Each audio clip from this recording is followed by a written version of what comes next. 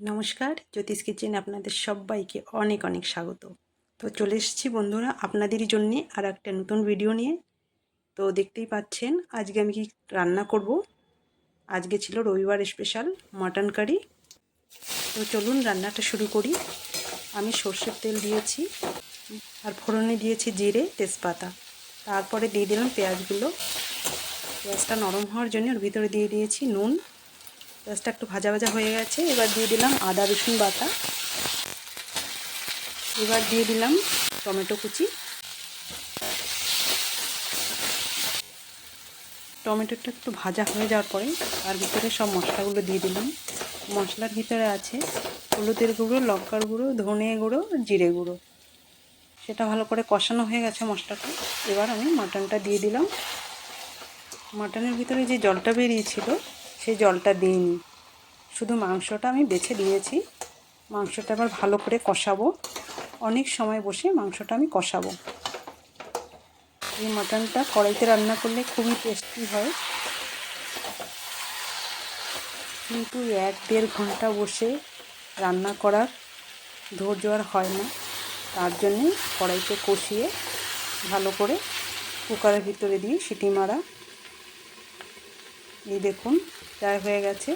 এবার আমি মটনের জন্য আলু ভেজে রেখেছিলাম, সেই আলুটাই দিয়ে দিলাম। এবার আর একটু কষিয়ে নেব। আলুটা আমি গোটা রেখেছি, নাহলে গলে যাবে কুকারে সিটি মারলে, তাই। প্রায় হয়ে গেছে দেখুন কষানো। এবার আমি কুকারে ঢেলে দিচ্ছি মাংসটা, কষানো মাংসটা।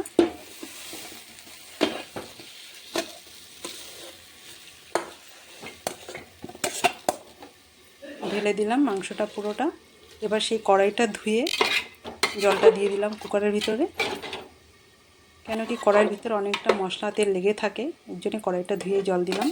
এবার সেই চর্বিটা আলাদা করে রেখেছিলাম, সেটা আর কষানোর সময় দেইনি, তাহলে চর্বিটা গলে যেত। এই জন্যে আমি চর্বিটা এখন দিলাম।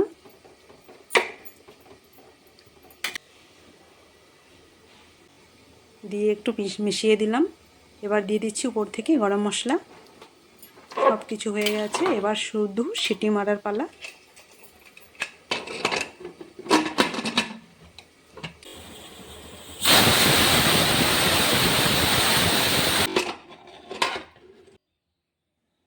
হয়ে গেছে বন্ধুরা রান্না, দেখুন কত সুন্দর হয়েছে দেখতে। রেডি হয়ে গেল বন্ধুরা রবিবারের স্পেশাল মাটন কারি। কত সুন্দর হয়েছে দেখুন রান্নাটা। সম্পূর্ণ ভিডিওটি দেখার জন্য আপনাদের অনেক অনেক ধন্যবাদ। ভিডিওটি ভালো লাগলে একটা লাইক করবেন। সবাই খুব ভালো থাকবেন, সুস্থ থাকবেন।